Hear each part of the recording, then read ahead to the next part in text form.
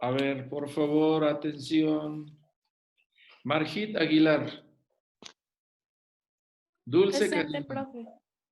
Miriam. Presente. Carlos Ulises. Presente. Itzel. Jaime Calderón. Presente. Mayret. Presente. Julieta. Presente. David Espinosa. Presente. Pablo Alexis. Presente. Diego Fernández. Janis Guadalupe. Presente. Alejandra Itzel. Presente. Naomi Galindo. Luis Jael. Presente. Hugo García. Presente. Hugo Godínez. Presente.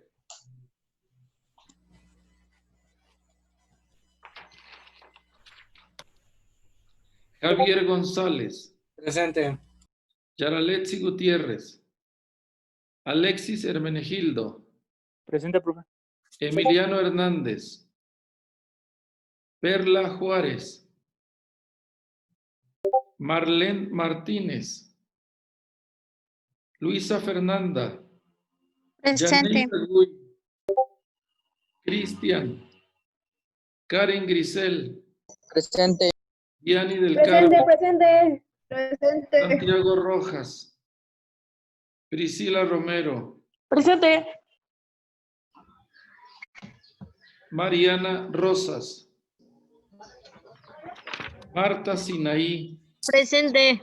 Aranza Rubiños. Presente. Ian Moisés. Presente.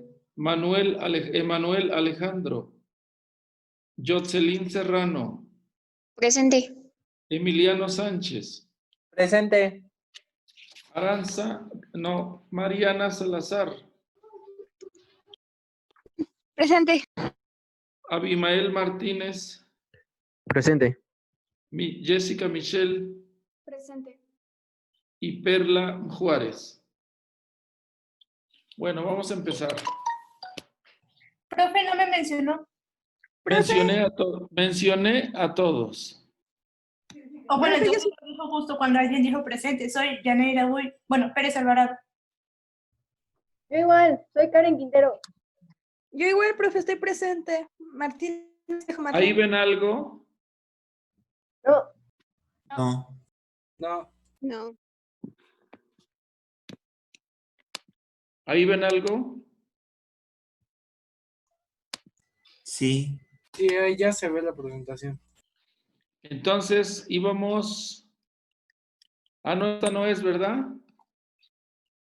No, profe, es el del equipo 13. No, no es. No, esa no es. Dije, ¿cómo? ¿A poco ya vamos a acabar hoy el curso? ¿Cómo? Qué ganas no me faltan. A partir de mañana ya podemos entrar a la universidad.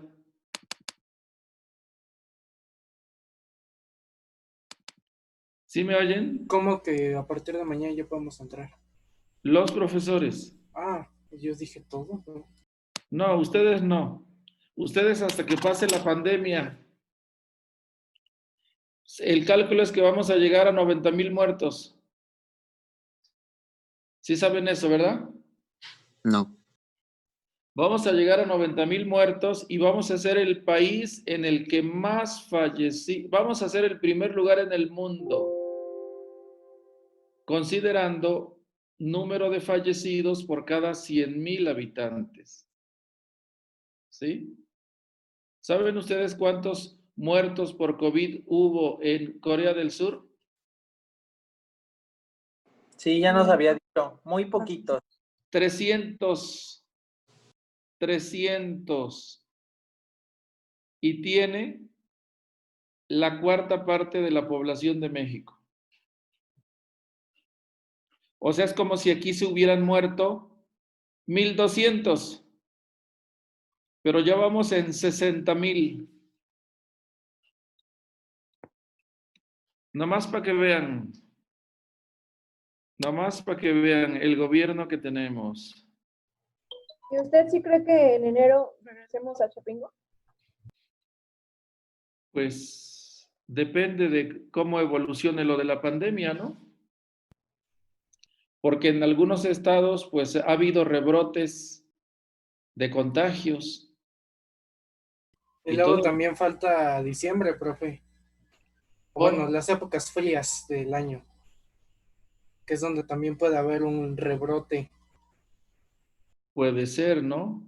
Pero lo cierto es que, en realidad, alguna política gubernamental, pues no hay.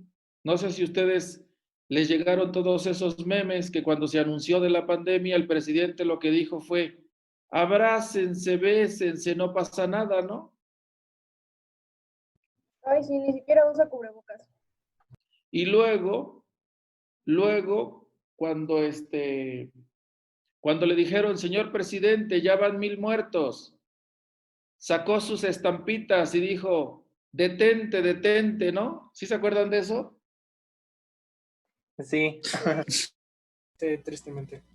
De esos como escapularios que usa la gente católica, ¿no? Ajá. Detente, enemigo, el corazón de Jesús está conmigo. Y luego cuando le dijeron, Señor, ya van 5000 muertos, dijo, estamos domando la pandemia nos cayó como anillo al dedo. Y yo me pregunto y les pregunto a ustedes, ¿los parientes de los 60,000 muertos, creen ustedes que les haga gracia lo que dice el presidente? Pues claro que no. No, pues no. Pues no. Porque sí saben que cuando un enfermo de COVID entra al hospital, nunca más lo vuelven a ver sus familiares, les entregan una caja con cenizas, porque el cadáver de COVID se incinera. O sea, la última vez que vieron al pariente es cuando ingresó al hospital. Y si se muere, recibe una caja de cenizas.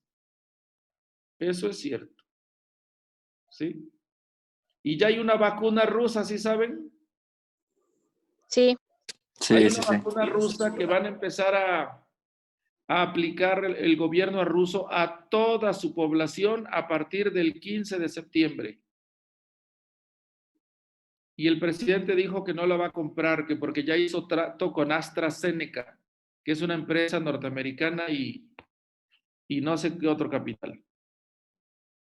Y yo lo que opino es, si ya está la vacuna, cómprala y aplícala de donde sea, sea china, rusa, colombiana, pero preocúpate por tu gente, ¿no? En fin, Pues, al parecer eso no le entiende el en presidente. fin. Aparte va a ser la celebración de independencia, ¿no? Sí, en el Zócalo, cuando está prohibido hacer aglomeraciones. No, no, no, no. Por favor, me dicen que nos quedamos, creo que aquí, ¿verdad? No se ve nada. No se ve la diapositiva. No se ve nada. No, A ver, No. ¿ahí se ve algo? No, No. ya se ve. ¿Ahí se ve algo? sí, ya se ve Sí. la presentación. ¿Ustedes Ya. me ven a mí? No, No. Esto que está en la pantalla ya lo vimos, ¿verdad? Sí. ¿De qué estábamos hablando? Sí. Primero dijimos que en todos los países siempre hay, en todos los países, todo el tiempo hay una política agraria. Es decir, lo que se refiere a la propiedad de la tierra. Eso es lo agrario. Se los preciso así para que no lo confundan con lo agrícola, que se refiere a la producción. Muy bien. ¿Cómo se implementa una política agraria? Se implementa mediante una reforma agraria. Y para que se pueda instrumentar a detalle una reforma agraria, tienen que intervenir varias instancias. Y en México las instituciones que participan son estas 4. La SEDATU, que es la Secretaría de Desarrollo Agrario Territorial y Urbano, y es la que se formó para sustituir a la Secretaría de la Reforma Agraria. La Secretaría de la Reforma Agraria existió hasta diciembre de 2013, o sea, hasta hace 6 años y medio. Y en su lugar quedó la SEDATU. ¿Por qué ya no hay Secretaría de la Reforma Agraria? Pues porque ya no hay tierra que repartir. Y al rato vamos a ver por qué. Interviene también la PEA, que es la Procuraduría Agraria, el RAN, que es el Registro Agrario Nacional, y los TA, Tribunales Agrarios. Muy bien. Entonces yo les comenté, les expliqué, les hice algo de historia y les dije que en 1992, o sea, hace 28 años, el Estado mexicano implementó reformas al artículo 27. ¿De qué habla el artículo 27? Dijimos que habla de la propiedad de la tierra en México. Hasta ahí nos quedamos, ¿verdad? Sí. Sí. ¿Tomaron sus notas? Sí. Sí. Es que me da temor que yo estoy hablando, diciendo cosas importantes y ustedes cómodamente sin tomar notas. Ahí está. Las reformas, ¿sí? ¿Cómo estaba el país antes de las reformas? Ese es el tema, ¿no? El campo mexicano antes de las reformas.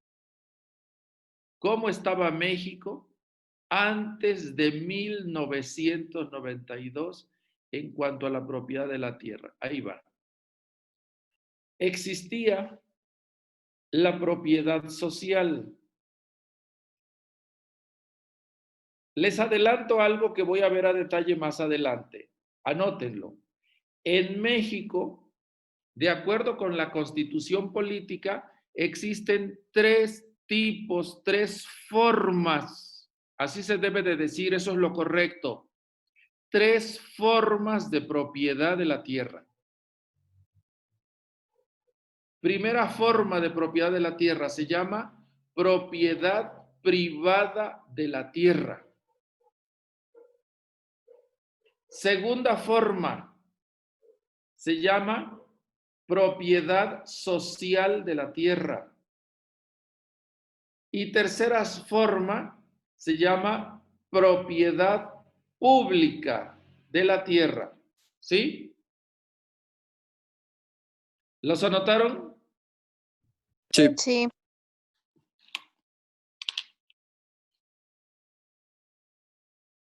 Alexis Hermenegildo, ¿estás?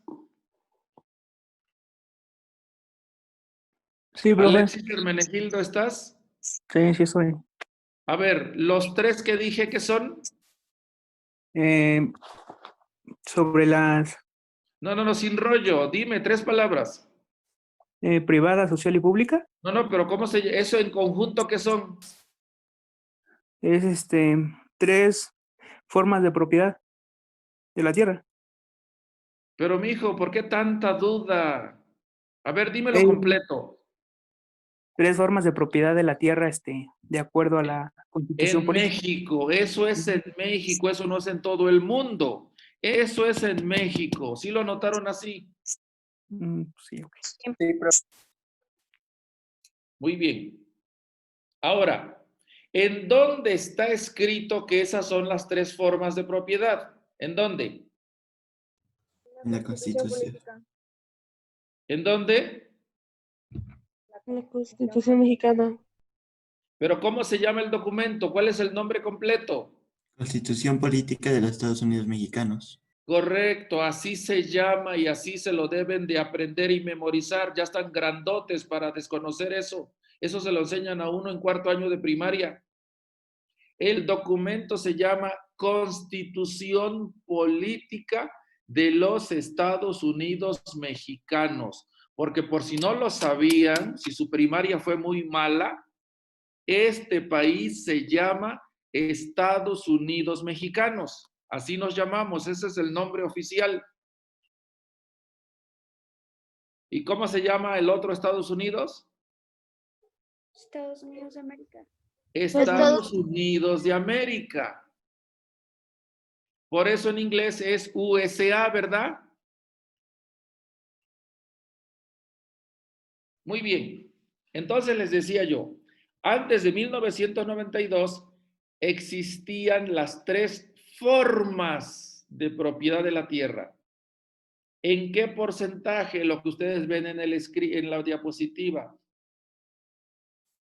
aproximadamente de los 5 millones de propietarios de la tierra, de propietarios de tierra en el país, sean propietarios de mucha tierra o de poquita tierra, aproximadamente 5 millones, el 70% eran propiedades comunales y ejidales, es decir, propiedad social. ¿Ya vieron la imagen que está aquí? ¿Dónde está el cursor? Sí. ¿Sí ven que dice propiedad privada y propiedad social? Y propiedad social se abre en dos, Sí. en ejidos y en comunidades. Esa es la propiedad social. ¿Alguna duda hasta aquí, jóvenes? No. Sí, No, A ver, sí, profe. mija, dime. ¿cuál sería la propiedad pública? Ah, esa ahorita te dije que nomás se los adelantaba, pero que lo voy a ver en detalle adelante. Ah, ok, Pero, por gracias. ejemplo, para que tengas una idea, Ujú. tú sabes algo conoces un lugar que se llama Universidad Autónoma Chapingo, ¿verdad? Sí, Esa Universidad Autónoma Chapingo no está volando, no está flotando, está en un territorio, ¿no? ujú, No es ni propiedad privada, no es ni propiedad social, porque no es ni ejido ni comunidad, es propiedad pública. ok, gracias. ¿O conoces Texcoco? Sí, también. Ya ves que hay un edificio que se llama Palacio Municipal, Ujú, propiedad pública. propiedad pública. Ok, gracias. O conoces allá en la salida a Texcoco rumbo a Chiconcuac hay estatuas, monumentos y está una en Nezahualcóyotl. Sí, Esa estatua de Nezahualcóyotl ocupa un territorio, aunque sea unos cuantos metros cuadrados. Bueno, ese espacio que ocupa ese monumento se llama propiedad pública. Y toda la propiedad pública la administra y se hace responsable de ella el Estado. Estado escrito con E mayúscula. Así se escribe Estado. Sí te contesté, ¿verdad? sí, gracias. Avanzamos. El reparto de la tierra. Yo les hice un poco de historia ayer y les dije que toda política agraria tiene como objetivo la fragmentación de la tierra o la concentración. ¿Sí se acuerdan de eso? Sí. Sí. Y para que no digan que los engaño, aquí está, miren. ¿Sí ven lo que estoy marcando con el cursor? ¿Sí ven lo que estoy marcando? Sí. Las reformas agrarias pueden variar entre la fragmentación o la concentración. Ujú. Y ahorita estamos hablando de que cuando les hablé aquí, ¿de qué estoy hablando aquí? ¿Estos qué son? Propiedades de tierra. No, se los acabo de decir 5 veces. Formas de ¿Estas qué son? Formas de Forma de propiedad. Formas de la propiedad de la tierra en México. ¿Y por qué les quiero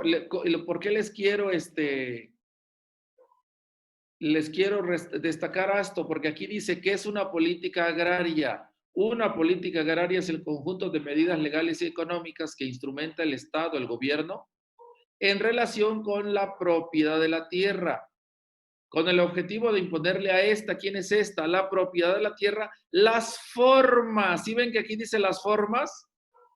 Sí, Sí. A esas se refiere, Sí. a esas 3 se refiere. En el caso de México, porque en otros países la propiedad social no existe, solo existe la propiedad privada y la pública, y nada más. ¿Sí? Eso de que en México exista la propiedad social es una herencia de la Revolución Mexicana. Bueno, más historia. Dice, entre los años de 1911, ¿quién gobernaba en 1911? ¿no era Francisco y Madero? Jóvenes, ¿cómo es posible que desconozcan cosas tan elementales? Estaba yo de tan buen humor. A ver, alguien, salve la clase, por favor. ¿Quién gobernaba en 1911? Pues sí, Francisco y Madero. ¿Y quién más? Don Porfirio Díaz, don Porfirio Díaz. Acuérdense que don Porfirio Díaz se fue para París, Francia, a finales de 1911, ¿no? Muy bien. Pues desde don Porfirio Díaz hasta 1990, desde que se fue don Porfirio Díaz del país hasta 1992, ¿cuántos años son? 81 años, ¿verdad? ¿Sí? Sí, 80. Gracias a la reforma agraria y la lucha campesina, se repartieron más de 10 millones de hectáreas de tierra. Más de 10 millones. Y se formaron alrededor de 30,000 ejidos y comunidades agrarias. Ojo, anótenlo, este número de 30,000 es entre los dos, ejidos y comunidades, ¿sí? Obviamente que este reparto no empezó en 1911, se los dije ayer, ¿cuándo comenzó? 1984. O sea, hace 20 años. Ah, no, No. perdón. Del ¿Cuándo 33, ¿no? comenzó? ¿Qué? Del 33, con la reforma agraria. La reforma 1930. agraria, yo les dije, fundamentalmente quien la impulsó y por eso los campesinos lo quieren mucho, fue don Lázaro Cárdenas. Don Lázaro Cárdenas del Río. Por eso Lázaro Cárdenas es héroe nacional, porque realmente impulsó el desarrollo del país. Acabó con todos los restos de haciendas que implicaban un modo de producción semifeudal, no era capitalismo. Entonces, ¿qué hizo don Lázaro Cárdenas? Impulsó el desarrollo capitalista del país. Por eso es héroe nacional. ¿Y desde cuándo lo hizo don Lázaro Cárdenas? Pues desde que él fue presidente, ¿verdad? Y él fue presidente después de la Revolución Mexicana. Karen Grisel Quintero, ¿está? Sí. Dime cuándo fue la Revolución Mexicana.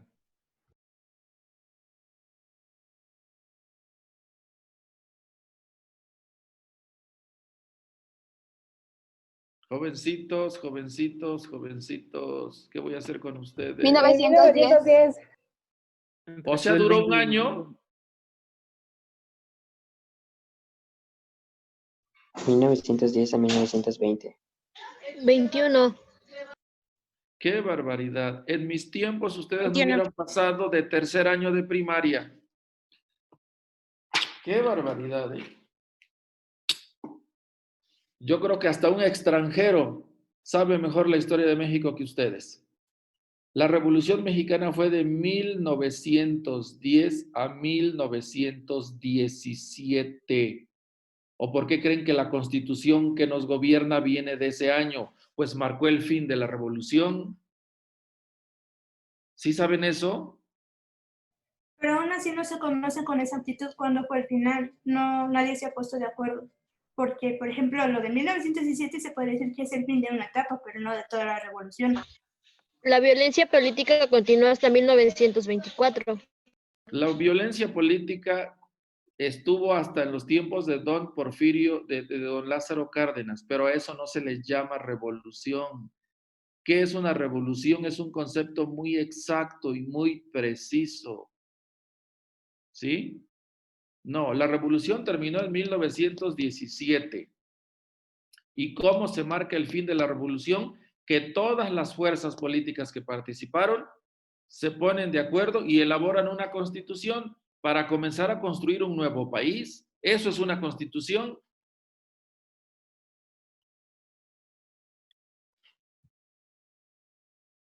Durante todo ese tiempo de Lázaro Cárdenas hasta 1992 existieron las siguientes condiciones o circunstancias en la propiedad de la tierra. A ver, repito para que lo escriban.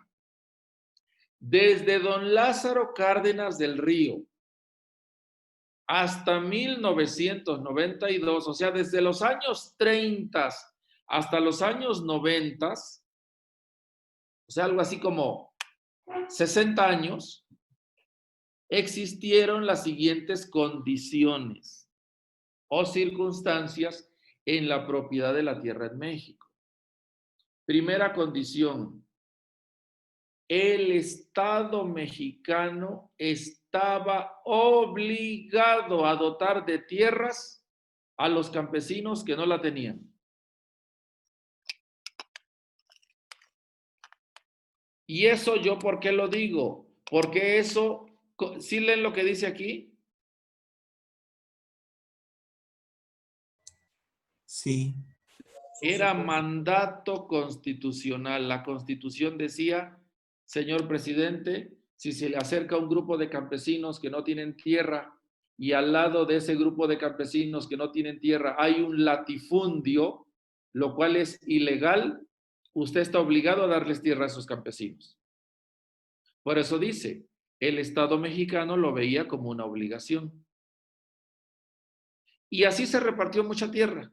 Así se repartió mucha tierra. Claro, esto, amparándose en la ley, los distintos presidentes lo utilizaron para golpear a sus enemigos, ¿no? ¿En qué sentido? Si el terrateniente no era amigo del presidente, es decir, si era enemigo, pues rápido le quitaba la tierra y la expropiaba, ¿no? Pero si el terrateniente era amigo del presidente, el presidente se hacía como que no se daba cuenta. ¿Sí me están entendiendo? Sí. Sí. Eso es lo que se llama un uso discrecional de la ley. Y eso existió durante muchos años y sigue existiendo hasta hoy, 18 de agosto de 2020. ¿Cuáles eran las condiciones, digamos, las formales, las oficiales para recibir tierra? Aquí está. Primera, la tierra recibida debía ser cultivada solo por el titular. ¿Qué quiere decir eso? Que no se valía que la rentara. Y lo cual es justo, tiene lógica y es justo. Porque si yo estoy friega y friega que no tengo tierra y luego cuando me la da el gobierno la rento, pues entonces no la necesitaba yo, ¿verdad? Tenía que ser cultivada por el titular. ¿Ya lo notaron? Sí. Segunda condición, esa tierra recibida no podía venderse, ni alquilarse, ni entregarse en garantía, por ejemplo, en un banco, cuando uno pidiera crédito.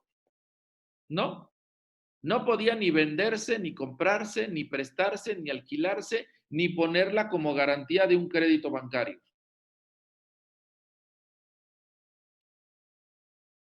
¿Esto qué quiere decir, jóvenes?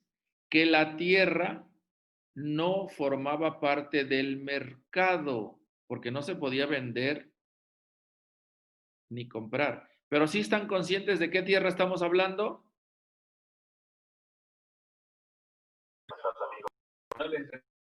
¿Sí están conscientes de qué tierra estamos hablando? La de propiedad social. La que Los dice aquí, ejidos. miren, la que estoy señalando con el cursor. La de las parcelas ejidales, que es propiedad social. O sea, ¿qué forma de propiedad queda fuera de estas condiciones que estoy explicando? La pública y la privada. La privada. La pública y la privada. Fundamentalmente la privada, porque en realidad la propiedad pública es una cantidad insignificante en el país, despreciable. Tercera condición. Esas tierras en propiedad social, esas tierras ejidables, eran inalienables. ¿Qué quiere decir que eran inalienables? Que nadie se las podía quitar, pero sí podían ser heredadas, sin estar fragmentadas. Eso decía la ley, ¿verdad? ¿Eso qué quiere decir? Quiere decir que cuando el ejidatario se moría, ¿qué le pasaba a la tierra del ejidatario? Normalmente le heredaban al hijo mayor o al hijo varón que tuvieran. Se la heredaban al hijo mayor. Muchas veces, aunque fuera mujer, pues hay muchas ejidatarias, ¿no? Pero se heredaba y la condición es que no fuera fragmentada. A ver, aquí anoten, esta condición raras veces se cumplió porque por la vía chueca el ejidatario la fragmentaba. ¿Saben ustedes cuántas hectáreas de riego recibieron los primeros agricultores que recibieron tierra de don Lázaro Cárdenas? Recibieron alrededor de 40 hectáreas de riego, lo cual era un montonal de tierra. Sirve para producir y formar capital y hacerse rico. Entonces les decía yo, muchos ejidatarios de la época de don Lázaro Cárdenas recibieron alrededor de 40 hectáreas de riego. Y yo les decía que es mucha tierra. Y para que tengan una idea de cuánta tierra es, les estaba yo preguntando si conocen todos o si ubican cuál es el campo San Ignacio en Chapingo. Sí. Sí. Es donde hacen las prácticas de agronomía. El campo San Ignacio empieza acá donde está la casa de campo. Toda la malla perimetral y llega ya por donde está el horno. ¿Se ubican el horno? Sí. No, yo no. ¿Nunca has entrado al campo San Ignacio, Emiliano? O sea, sí, pero no ubico el horno, no sé de qué hablas. Son las instalaciones que se ven ahí adentro del campo, pero lejos, como de color amarillo. Ah, ya. Ujú, ya sé cuál es. Y que va como un camino que está, a ambos lados hay unos fresnos altísimos. Eso adentro del campo San Ignacio.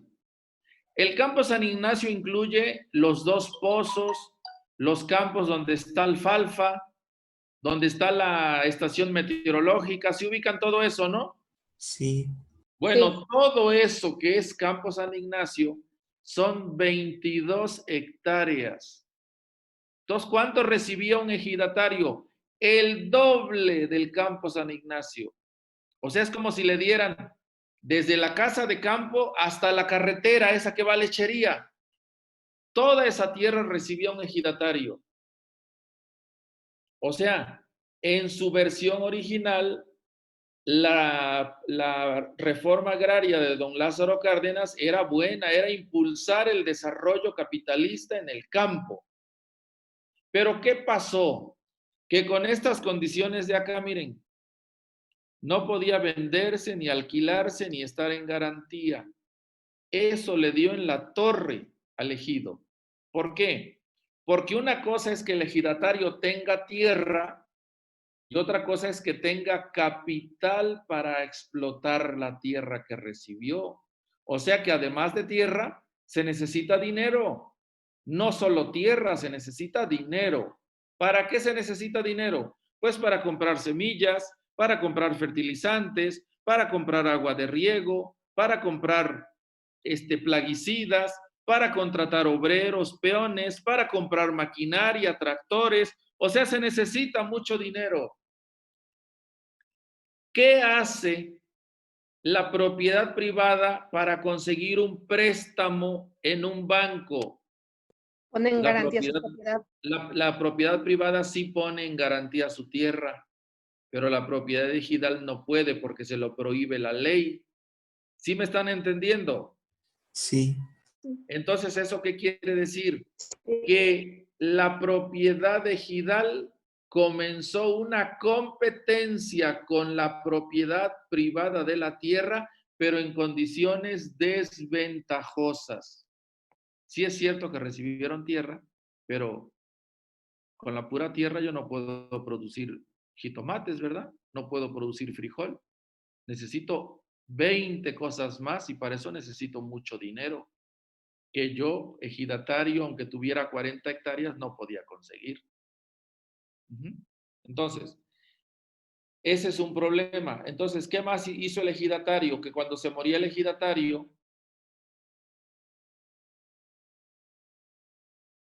repartía la tierra entre sus hijos. Y vean ustedes, si en 1935 recibió 40 hectáreas, cuando ese ejidatario se murió, repartió la tierra en sus 2 hijos. ¿Cuánto le toca a cada hijo? Suponiendo que los repartió por igual. Pues 20 hectáreas. 20 hectáreas, ¿verdad? Y esas 20 hectáreas las recibió el hijo allá por 1955, cuando se murió el papá. Bueno, el ejidatario de 1955, que ya es la segunda generación de ejidatarios, tiene 20 hectáreas. Pero acuérdense que en aquellas épocas, yo no sé por qué, las familias tenían muchos hijos, ¿sí saben eso? Sí. Era común que una familia campesina tuviera 8 hijos, 10 hijos. Pues dicen que lo hacían precisamente para tener la mano de obra para poder trabajar sus tierras, ¿no? Yo creo que sí. Muchos dicen que tuvieron muchos hijos que porque no había televisión. Pero yo creo que más bien era por la mano de obra, ¿no? Sí, de hecho ese era el modelo de ese entonces. El modelo ranchero, creo que se le dice. Entonces imagínense, si tenía 6 hijos y aunque no les diera tierra a los 6, con que les diera tierra a 4, ya la tercera generación, ¿cuánto tenía de tierra? 5 hectáreas, ¿verdad? Sí. Y ese ejidatario, que es la tercera generación, pues reparte su tierra ya por 1990, hace 30 años. ¿Y qué tenemos en el año 2020? ¿Cuál es la situación del ejido al día de hoy? ¿Saben cuánta tierra tiene un ejidatario? ¿Cuál es el promedio nacional de Una tierra hectárea. ejidal? 2 o 3 hectáreas. 2 o 3 hectáreas, eso es lo que tiene. 2 o 3, cuando inicialmente eran 40, o sea, un verdadero tesoro para producir. ¿Sí? Y entonces, pudieran usted decir, bueno, no hay mucho problema. Ah, sí hay un problema, porque ¿saben ustedes cuánto del territorio nacional es propiedad social? ¿Cuánto del territorio nacional es propiedad ejidal? El 50%. O sea, el 50% de la tierra de este país está así, en esa propiedad fragmentada, fragmentada y fragmentada. ¿Hasta aquí alguna duda? No. No. No. Todo eso no, bueno, no, si hasta la fecha está repartido no hubo problema por hacerlo, ¿verdad? Dice usted de forma chueca, pero se hizo. No entendí. Sí, que no hubo ninguna ley que realmente les impidiera el hacer la fragmentación de las parcelas. Bueno, como legalmente tal, sí estaba prohibido. Mira, aquí dice, legalmente sí. Sí, pero en la realidad no se aplicó Pero en la nada. realidad ocurrió lo otro, ¿no? Sí. Sí.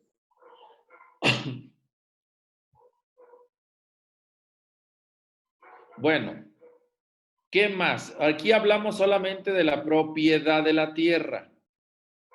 Pero ¿qué más sucedió? Miren, una cosa es la tierra, la tierra, la tierra, y otra cosa son qué vamos a hacer con los propietarios de tierra, porque son propietarios, hacen política, se pueden organizar, tienen recursos, pueden armar revuelta, ¿no?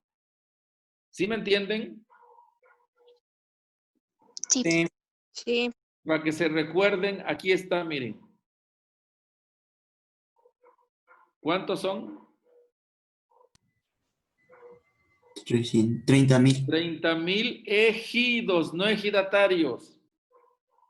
¿Cuántos ejidatarios son? 5 millones. 5 millones. O sea, tenemos a 5 millones de personas con propiedad, con cierto poder económico, que pueden ponerse de acuerdo y armarle una revuelta al Estado mexicano, ¿verdad? Entonces, ¿qué hizo don Lázaro Cárdenas? Además de que los dotó de tierra, de que los dotó de poder, Sí. los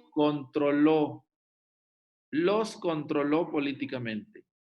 ¿Y cómo los controló políticamente? Con la CNC, la Confederación Nacional Campesina, que todavía existe, ¿sí? En las áreas rurales del país sigue existiendo la CNC. ¿Y qué cosa es la CNC? Es una organización del PRI, es una organización priista, cuyo objetivo principal es controlar a los campesinos políticamente. Y a quien le debemos ese invento es a don Lázaro Cárdenas.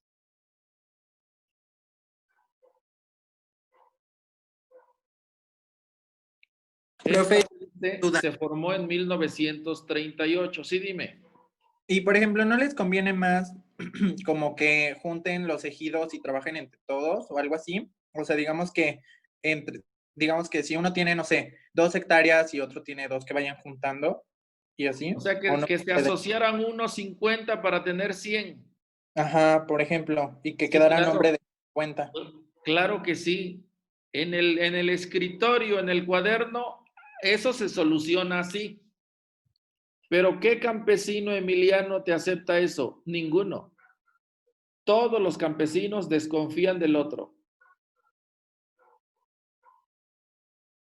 Esa es la realidad. Todos desconfían del otro. ¿Por qué? Porque ¿quién va a ser el jefe?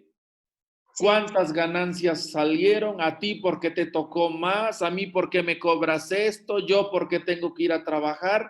Y todo eso destruye esa sociedad. O sea, teóricamente la solución es esa, Emiliano, pero en los hechos, el campesino mexicano sin educación, sin instrucción, sin escuela, es un campesino desconfiado y prefiere hundirse en su agujero que ponerse de acuerdo con los demás para producir capitalistamente. Ahora yo les puedo decir, los grandes empresarios, ellos sí hacen lo que tú dices, pero porque los grandes empresarios tienen otra mentalidad. O sea, a final de cuentas, ¿qué es lo que impide lo que tú dices, Emiliano? La mentalidad campesina. Esa mentalidad tan chiquita, tan reducida, ¿no? Sí, profe. Y entonces, cuando se formó la CNC, ¿qué cosa fue la CNC? Lo acabo de decir, una estructura política de control, ¿sí? Ahora, alguien pudiera decir, usando su lógica sana, su lógica de pensamiento libre, pudiera decir, ¿y qué obligaba al campesino a pertenecer a la CNC, verdad? Si era control. Lo que obligaba al campesino a permanecer en la CNC es esto, que se tenían que hacer muchas gestiones sobre la propiedad de la tierra y que la única instancia autorizada para hacer esa gestión era la mesa directiva como el comité ejecutivo de la organización de la CNC en ese ejido. Por fuera de ahí no se pueden hacer gestiones. ¿Sí me explico?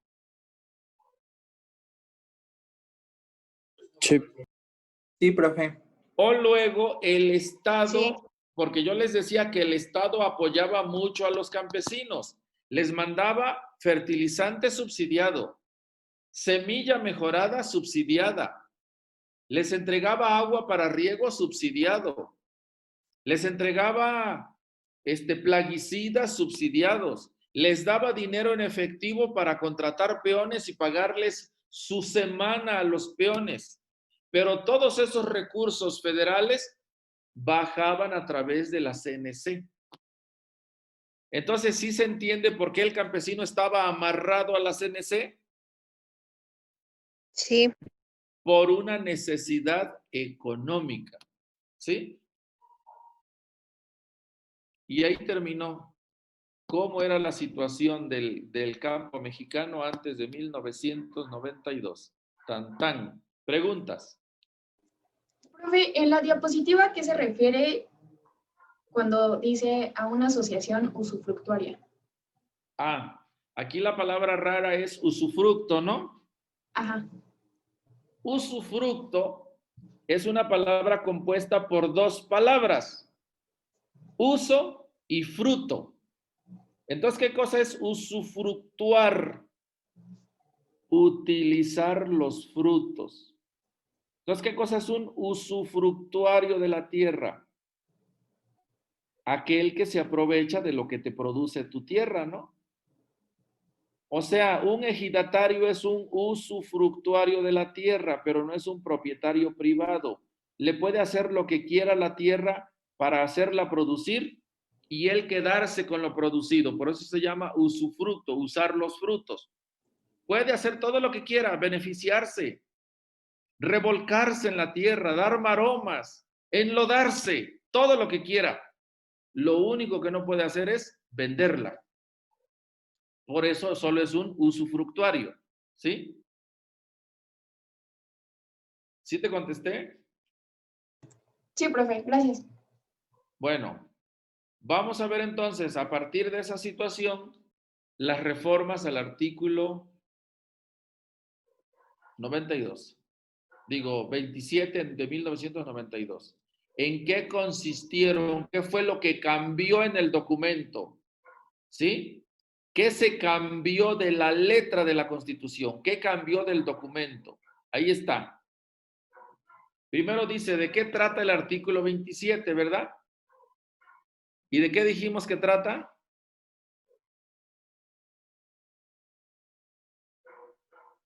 ¿De qué trata el artículo 27? De la propiedad de la tierra en México. De la propiedad de la tierra en México. ¿Sí?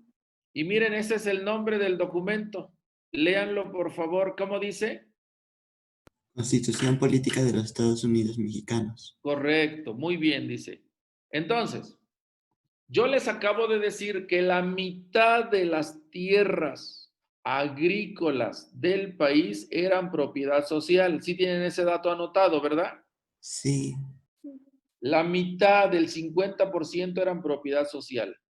¿Y el otro 50% qué es? Pues propiedad privada. Muy bien.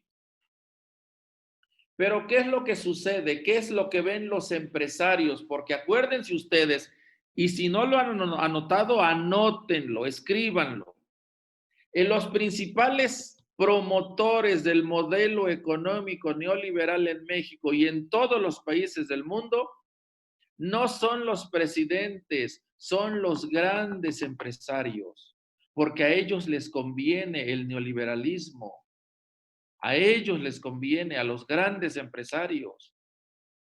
Y en este país que se llama México o Estados Unidos mexicanos, realmente quien tiene el poder son los grandes empresarios. ¿Y yo cómo se los demuestro? Yo se los dije. En la reciente visita que hizo López Obrador a Estados Unidos, la visita que le hizo a Donald Trump hace como 5 o 6 semanas, ¿quién acompañó a López Obrador con Donald Trump? Pues los grandes empresarios de este país. Y fueron nomás acompañando a López Obrador para que el presidente no llegara solito y no se sintiera solito. No, fueron a cuidar sus intereses los grandes empresarios, que son los que realmente mandan en todos los países. Entonces, bajo la presión del modelo económico neoliberal, o sea, bajo la presión ejercida por los grandes empresarios, la propiedad social de la tierra comenzó a ser un estorbo para la economía capitalista. ¿Sí se entiende? Sí, sí, sí.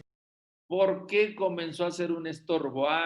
Porque hay un montón de empresarios multimillonarios con mucho dinero para producir en el campo, pero cuando miran al campo, ¿qué es lo que miran en el campo? Que el campo tiene propietario, pero que además ese propietario no puede vender la tierra. Entonces se da un fenómeno que tienen que entender y es muy simple. El capitalista tiene mucho dinero para hacer producir la tierra.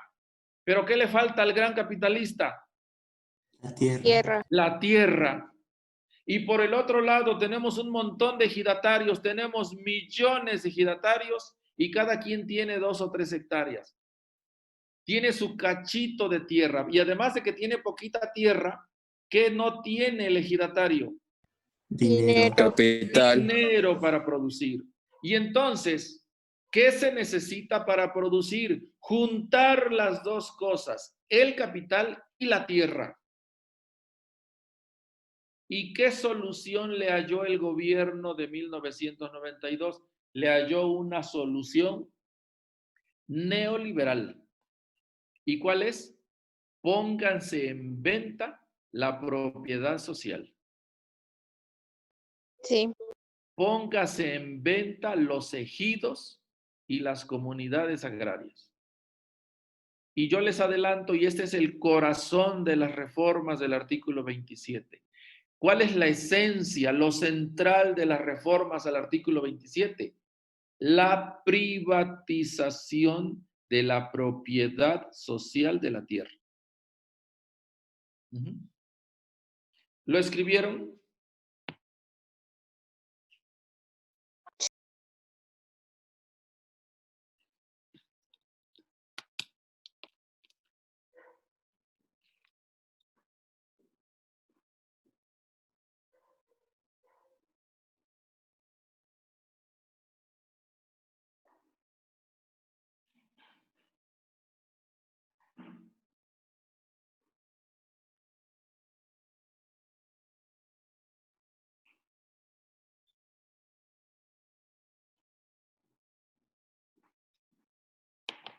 Jóvenes, ¿sí lo anotaron?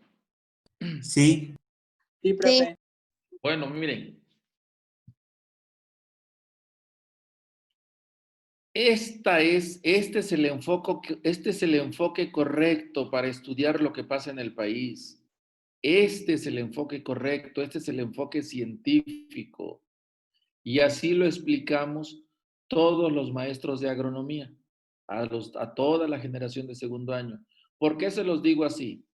Porque ustedes seguramente van a tener profesores de otras materias, por ejemplo, de historia, sobre todo de historia, o de las materias de ciencias sociales en tercer año, donde les van a decir que si tal o cual cosa se hizo mal, eso se debe al presidente, ¿verdad? O sea, casi que dibujan a los presidentes con cara de diablo y con cuernos. No, jóvenes, yo les estoy explicando algo muy real. Díganme ustedes, ¿qué estaba en la base, en el fondo de estas reformas al artículo 27? ¿Qué creen? Los campesinos. No, algo importante que ya se los mencioné para fenómenos anteriores. Lo que está en la base es una necesidad económica. Lo que está en la base de todo fenómeno social y de todo fenómeno político es una necesidad económica. Y eso lo pueden ustedes memorizar con toda la confianza de que nunca se van a equivocar. La economía es la base de la sociedad. La economía es la base de la sociedad. Y si no me lo creen, pregúntenle a todos aquellos padres de familia que en esta pandemia estuvieron encerrados y no pudieron trabajar. Ellos sí que entendieron lo que ustedes no pueden entender, de que la economía es la base. Sí se enteraron que hubo mucha gente que decía, ya quiero salir a trabajar. Pues porque es gente que vive al día. Y si hoy no trabaja, pues hoy no come. ¿Sí saben que hay muchos restaurantes que quebraron? Muchos negocios, sobre todo lo que se llama la pequeña y mediana empresa, esa quebró, está arruinada. Por eso estamos viviendo en el país una crisis económica que todos vemos, menos nuestro presidente. Él dice que estamos bien, pero en su pueblo, en su colonia, en su ciudad, pues hay mucha gente que perdió su empleo. Mucha gente que se arruinó, que tenía una fondita, una estética, una peluquería, un restaurancito, todo eso tronó. El porcentaje de desempleados subió en el país terriblemente. Y todo esto, ¿para qué se los digo? Para que entiendan que la economía es la base de la sociedad. Si no hay economía, si no hay producción, esa sociedad se enferma y se descompone. Entonces, ¿por qué se hicieron las reformas al artículo 27? ¿Por qué se privatiza la propiedad social? ¿Qué dicen muchos profesores de historia de la prepa? Es porque tuvimos a un maldito de presidente que se llamó Carlos Salinas de Gortari. Y hasta ahí les dejan la explicación. O sea que si hubiera sido otro presidente, hubiera hecho otra cosa. Y yo digo no, porque en la base de la economía estaba sucediendo lo que yo les estoy diciendo. ¿Sí me explico? Sí. Sí. Entonces, ¿por qué se privatizó la propiedad social? ¿Por qué? Porque el mercado mundial demandaba muchos productos mexicanos. O sea, había demanda a nivel del mundo para comprar jitomates, aguacates, pepinos. Y el capitalista mexicano decía, yo tengo los millones de pesos para producir todo eso, pero ¿qué no tengo yo, capitalista? No tengo tierra. Y entonces ellos, que son los verdaderos dueños del país y los que verdaderamente tienen el poder en este país, presionan al gobierno. Y se llevaron a cabo estas reformas constitucionales.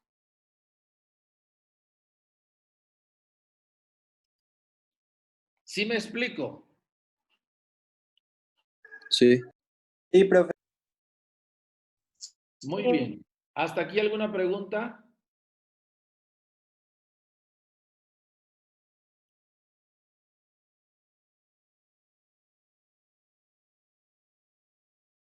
No, profe.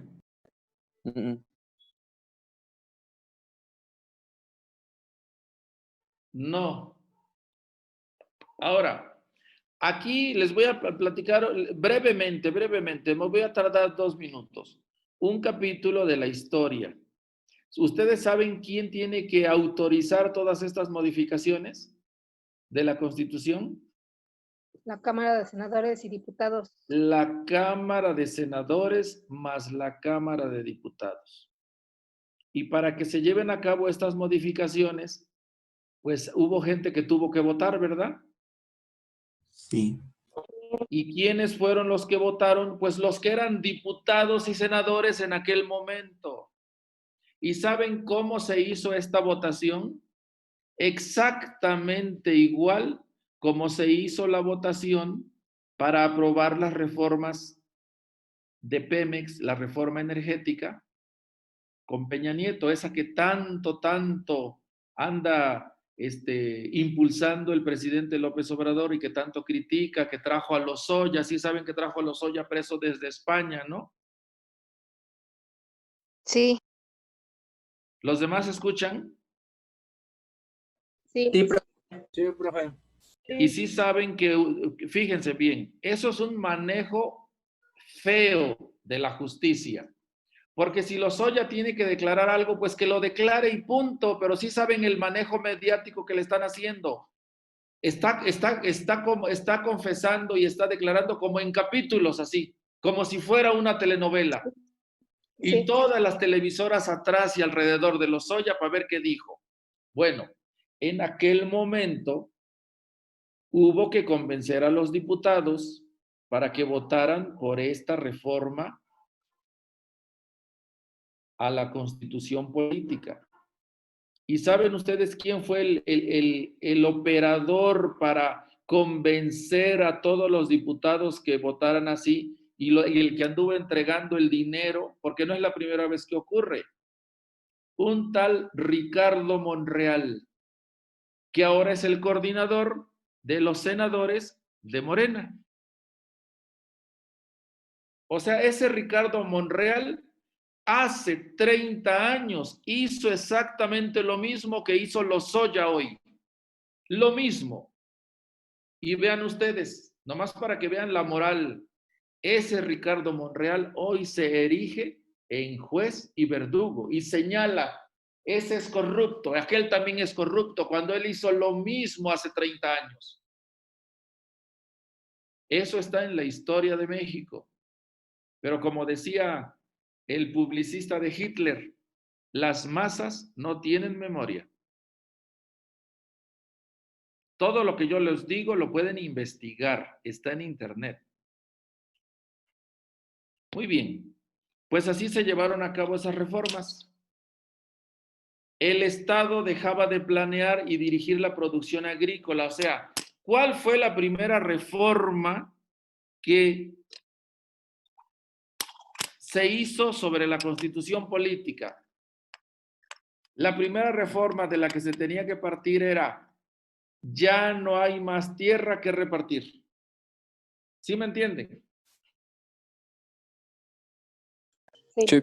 Se dio por finalizado, se dio por concluido el reparto agrario. Ya no hay más tierra que repartir. Y yo les pregunto, bueno, ¿cómo que no hay más tierra si tenemos un país de 2 millones de kilómetros cuadrados?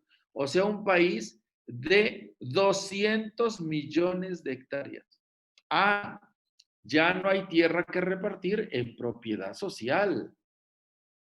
Porque sí, don Lázaro Cárdenas fragmentó las haciendas porfiristas, ahora ¿qué es lo que viene? ¿Sí se acuerdan que les presenté esa diapositiva? Sí. ¿Qué dice aquí?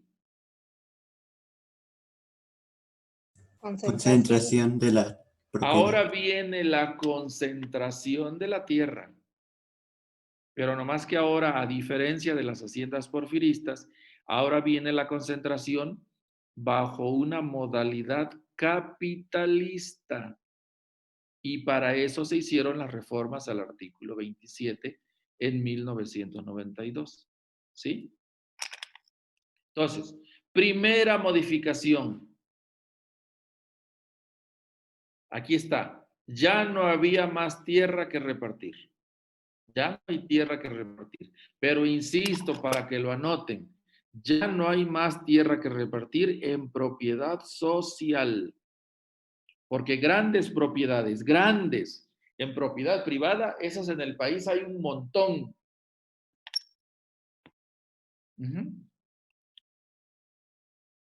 Y dice, la nación deja de ser la propietaria legal de las tierras ejidales y la propiedad de esta pasa a los ejidos. ¿Qué significa esto? Fíjense. ¿Qué decíamos? ¿Cuáles eran las restricciones de la propiedad hasta antes de 1992? ¿Qué restricción tenía el ejidatario? No podía vender la tierra. No la podía vender. ¿Y por qué no la podía vender? Porque él no era el dueño.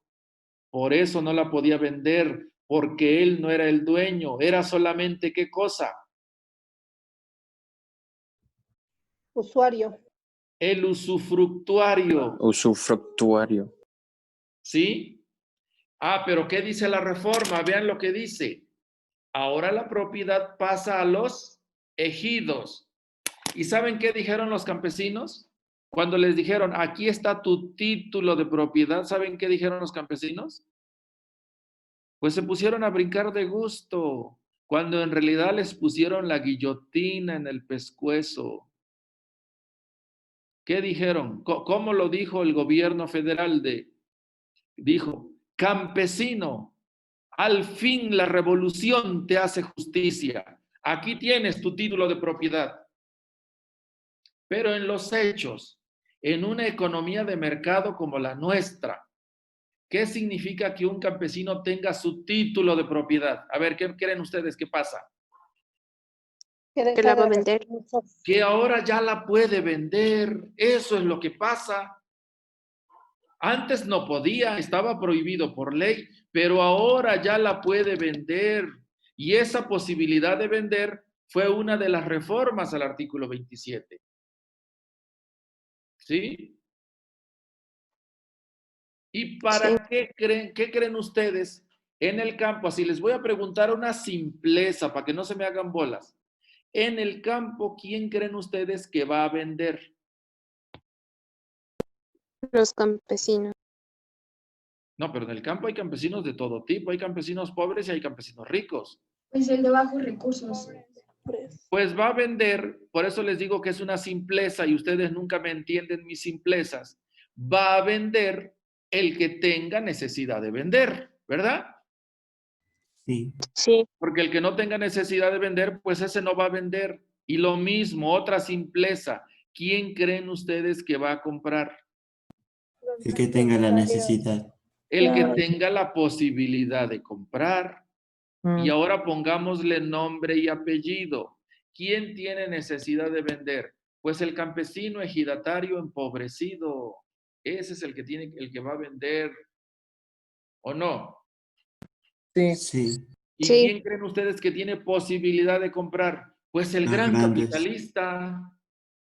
A largo plazo, ¿qué va a suceder?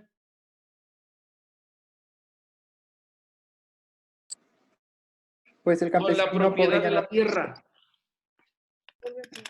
De ¿Qué va a privada. suceder a largo plazo? ¿Eh?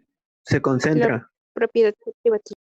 A largo plazo lo que va a suceder es lo que está aquí. ¿Sí lo ven con mi cursor?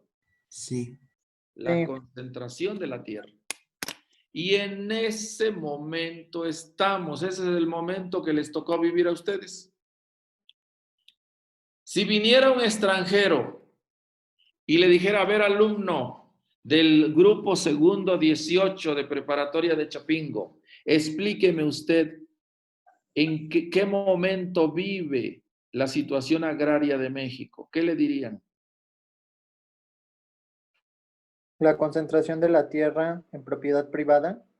Estamos viviendo un momento en que la tierra, la propiedad de la tierra, se está concentrando. Esa es la respuesta. La propiedad de la tierra se está concentrando. ¿Sí? Ahora, ya para terminar, porque alguien me hizo esta pregunta hace como 2 clases. ¿Era la única posibilidad? No. No, claro que no. Se pudo haber hecho lo que dice Emiliano, la sociedad, la socialización de los propietarios. Nada más que esa socialización la tiene que hacer un gobierno que realmente sea de los pobres. Y un gobierno de los pobres no quiere decir un presidente que diga que trabaja por los pobres, sino un nuevo partido político que nazca de los pobres. Eso. Y para que vean que no sueño, yo simplemente les doy un dato. ¿Saben ustedes qué tipo de economía tiene China?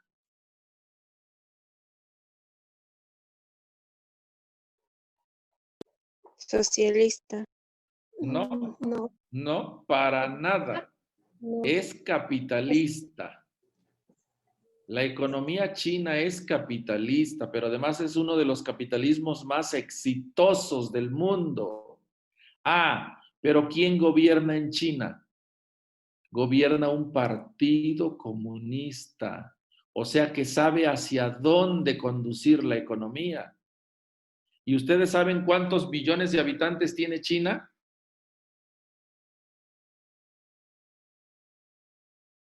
No. Tiene 1.300, casi 1.400 millones de habitantes. Casi 1.400 millones de habitantes. Eso es la población de China. Y los chinos sacan de la pobreza cada 10 años a más de 100 millones de chinos. Ya, ahí ya se ve. Entonces yo le estaba diciendo que el gobierno chino saca a más de 100 millones de chinos de la pobreza cada 10 años.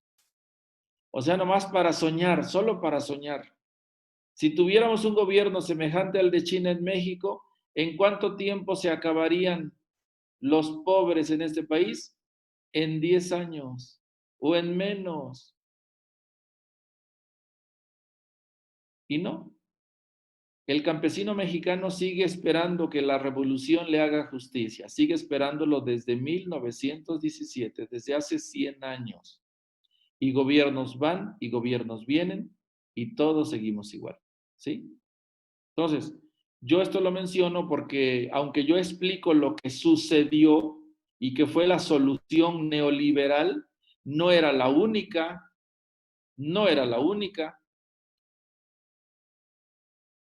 Bueno, avanzamos. ¿Qué otra modificación se hizo a las reformas del artículo 27? Se creó la Procuraduría Agraria.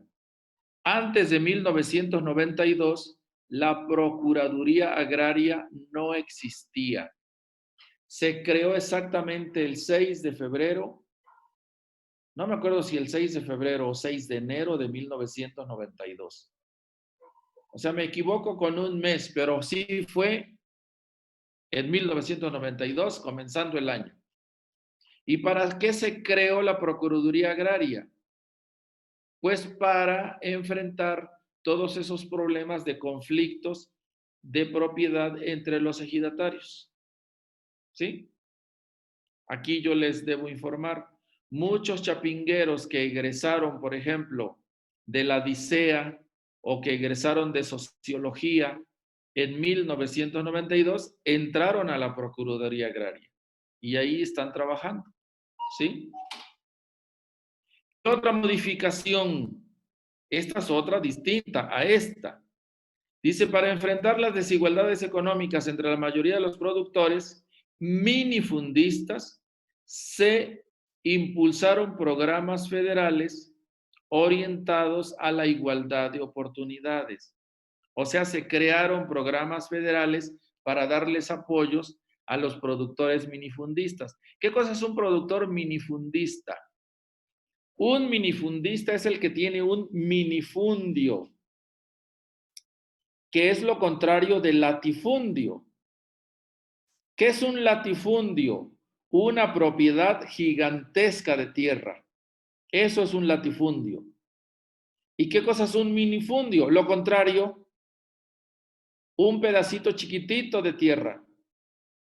¿Cuál es el problema central en cuanto a la propiedad de la tierra en México? Que la mayoría de nuestros agricultores son minifundistas. ¿Sí lo habían oído antes?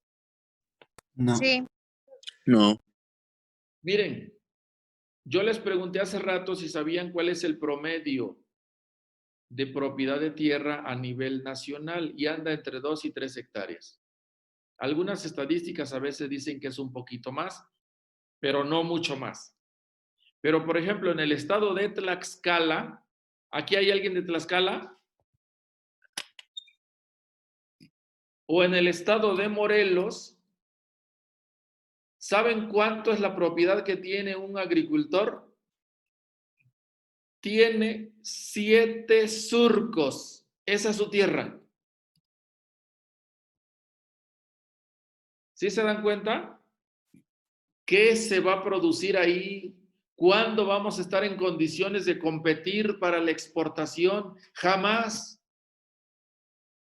La tierra está muy fragmentada. ¿Y cómo se llama ese problema de fragmentación? Minifundismo.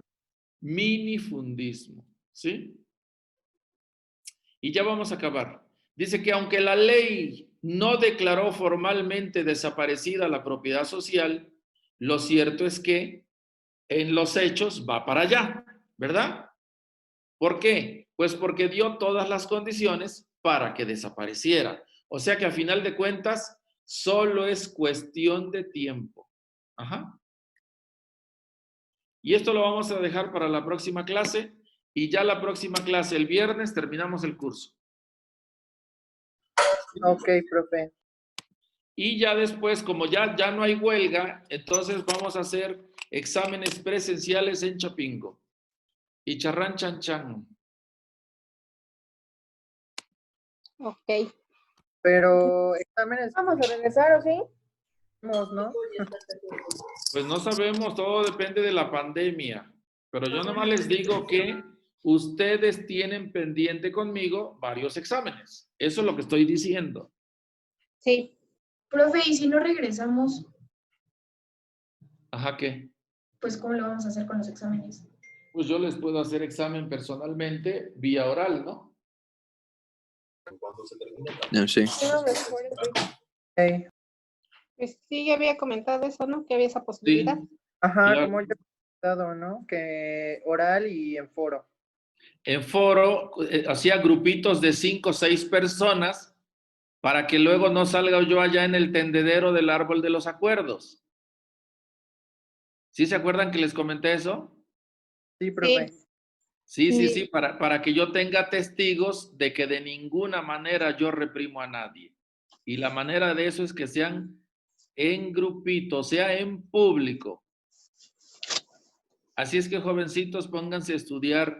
Este curso realmente es hermoso, pero ni modo. O sea, en clase, en el salón, lo pudiéramos desarrollar de otra manera, pero ni modo, es lo único que nos queda.